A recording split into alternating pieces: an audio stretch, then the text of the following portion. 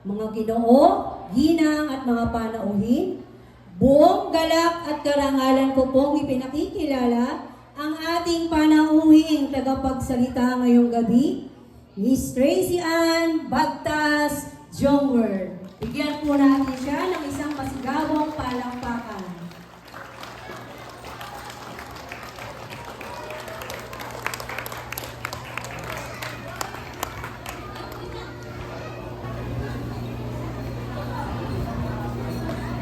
Thank you. You may be seated. Thank you. Okay. How are you guys doing? Okay ba? Last year, nung nagbakasyon ako dito, dumalaw ako dito sa school. And then, nakausap ko si Ma'am Melody. Sabi niya, Tracy, baka pwede kang mag-guest speaker naman sa amin. And then, bumalik ako sa Amerika. And then I prayed about it. So pinagdasal ko, sinabi ko sa kaibigan ko na meron akong na-receive na invitation and we'll see if this is what God wants me to do kung bumalik dito at maging speaker. And then it was not clear until few months ago na sinabi ko sa husband ko na I think pinapaalala sa akin ni God na maging na i-accept yung invitation. And then that was a Saturday. And then the following day, sabi ng kaibigan ko sa church, Tracy, God reminded me ng invitation. So it was a clear call from God for me to be here right now. So, and then ngayon naman, ang iniisip ko, anong sasabihin ko? Anong sasabihin ko sa mga graduates? And not just the graduates, but the parents, and also all of you here na umattend sa graduation na ito. I believe God has a message for everyone here. Ang tema ng graduation, pinasa ko yung program, is Pilipino nagsipag tapos, handang pamuno ng may kakayahan at mabuting pagkatao. When I read that, I think God wants to raise from these graduates mga leader na may kakayahan at mabuting pagkatao. I know it's kind of a big dream na maging leader, di ba? Pero ang leader, hindi lang naman niya nasa posisyon. Hindi lang niya nasa titulo. Pwede kang maging leader sa iyong komunidad, sa iyong workplace, sa iyong school, kahit walang titulo. So that's a big dream. Pero sabi nga ni Miss Imelda Corpus sa kanyang message dito, huwag matakot ang mangarap ng matayo. Huwag matakot. Siguro merong iba sa inyo na, Ate Tracy, wala nga akong honor eh. Or parang pasang-awa lang ako eh, or hindi ko nga alam kung makakapag-kolehiyo ako. But you know what? Nothing is impossible with God. So what I'm gonna do is, i-share ko lang sa inyo yung konting background, the experience ko, and some of the things na natutunan ko na sana makatulong sa inyong mga graduates. Sana makatulong sa inyo. For your future. So, like sabi nung tatay ko kanina, 31 years ago, I was here. Naaalala ko, Lar Ashley, yung sarili ko sa'yo na nandito ka sa stage. I remember that. Naaalala ko rin yung nararamdaman ko noon, alam mo, medyo takot kasi mag-high school na. And then, may iwanan mo na yung mga naging kaibigan mo. Karamihan ng kaibigan ko na mga pinsan ko. Mga nandito siguro sila. Tapos sa JRI pa ako mag-high school. So, there's parang may parang may takot ng konti.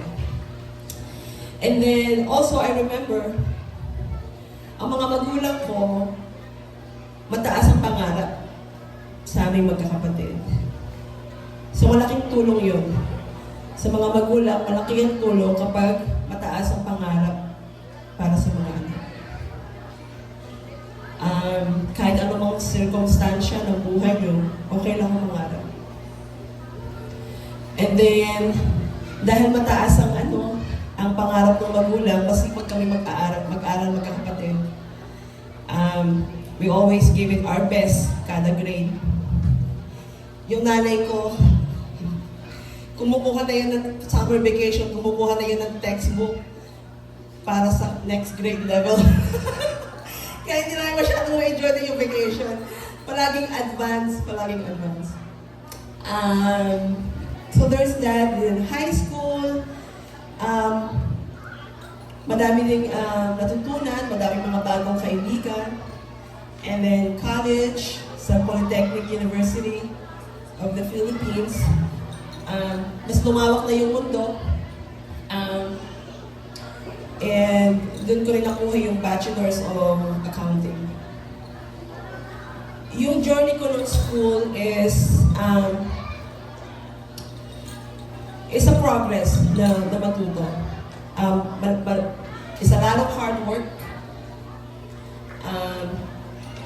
Ang mga naka-influensya sa mga natutunan ko ay mga guro. Yung disiplina na binigay ng magulang ko. At hindi lang iyon, at hindi lang sa pag-aaral ang disiplina. Meron din disiplina sa bahay, marunong ako magluto, maglinis, ng mga chores sa bahay. So lahat yun nakaka-form ng wisdom and also yung character. So right now, fast forward, it's been 31 years ngayon sa US na ako nakatira. Now I work for government, sa local government. Ngayon na-apply ko na, karamihan, hindi naman lahat, ng mga natutunan ko sa school. Sa accounting, nag-manage ako ng 8 tao. At I'm glad na I took my education seriously. So ngayon, i-share ko lang sa inyo ng konti yung mga wisdom na natutunan ko. And again, hopefully baka ma-apply yung mga graduates, okay? Okay. So first is, again, take your education seriously. Kapag naka-focus ka sa kung anong sa klase mo, sa grade level mo, mas prepared ka for the next month. And mas prepared ka kapag every class naka-pay attention ka. Mas madaling matuto. So take it seriously. And you know what? It honors God. It honors God when you take it seriously. It honors your parents. Nare-respeto mo yung mga teacher mo. Na you-spend your time wisely. The second one I want to share is, merong research these days na nagsasabi na merong isang number 1 danger sa mga kabataan ngayon. And I want to share it. And that is, wanna guess? Wanna take a guess? Cell phone.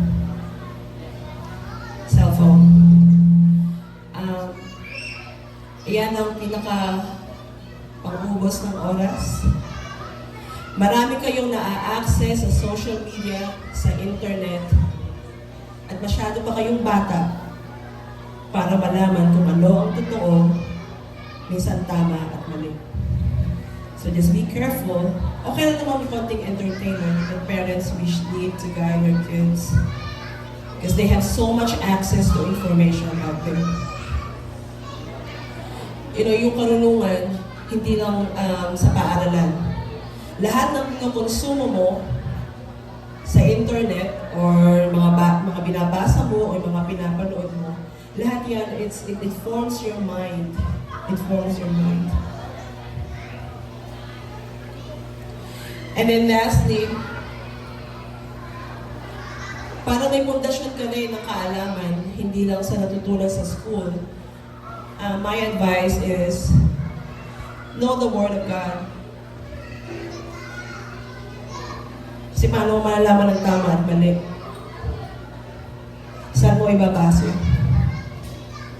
So in my journey,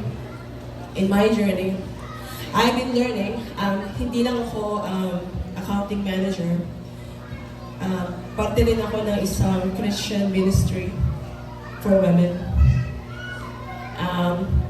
It's a calling from God, and doon, nagsiserve ako na, nag-invite din kami ng mga speaker, ng mga women speaker. And then, through that ministry, may mga women na nagsishare ng kanilang mga testimony. And I'm gonna tell you, na every person has a different story. Walang magkakatulad. And again, I don't know kung ano ang napipilahat ng mga bata ngayon. Like I said, I can relate where you're at 31 years ago.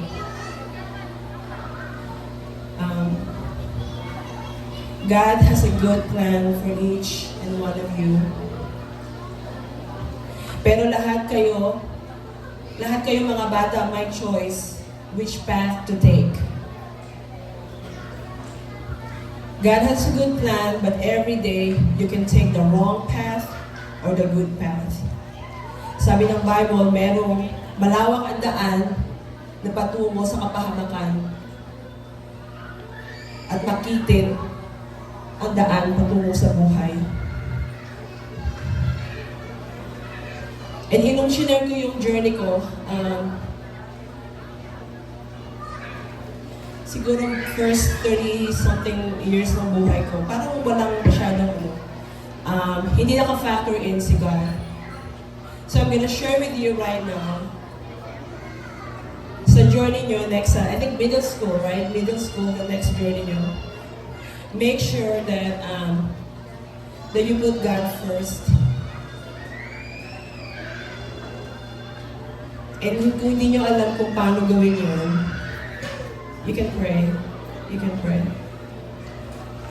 And also, hindi ko napapahabain, no?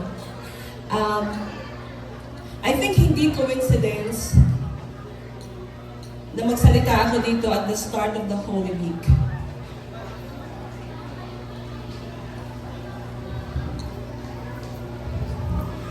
I think another God's invitation for all of you is to return to Him. Return to Him. So Wednesday, Thursday, Friday, we'll remember the sacrifice of the Son of God. For God so loved the world that He gave His one and only Son, so whoever believes in Him will have eternal life. That's how much God loves all of you. Meron akong isang kaibigan na naging misyonaryo sa Pilipinas. Ang sabi niya sa akin bago ako pumunta dito, Tracy, ang Pilipinas mahilig sa kulay, napakaganda. At saka, they're very precious to the Lord. All of you are very precious to the Lord. And I pray na lahat kayo na kung meron man dito na nawawala na ng pag-asa, there is hope in Christ. Hindi lang eternal life, but He wants abundant life for you. I hope makilala mo siya ng gusto ngayong week na ito makapag-reflect. At ako naman, worth it sa akin na mag-travel 7,000 miles away to share this message to all of you.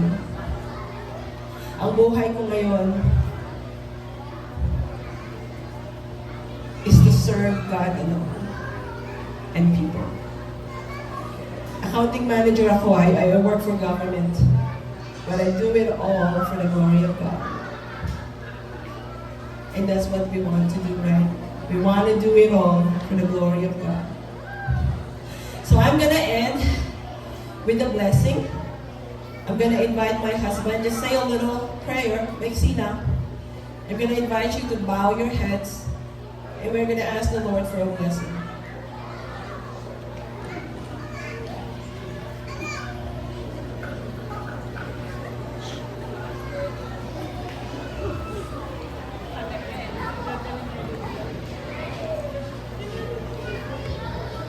Salamat po. May the Lord bless you and keep you. May the Lord make His face shine upon you and be gracious to you. May the Lord look upon you with favor and give you peace. Amen. Congratulations to my elementary graduates. Salamat. Everyone.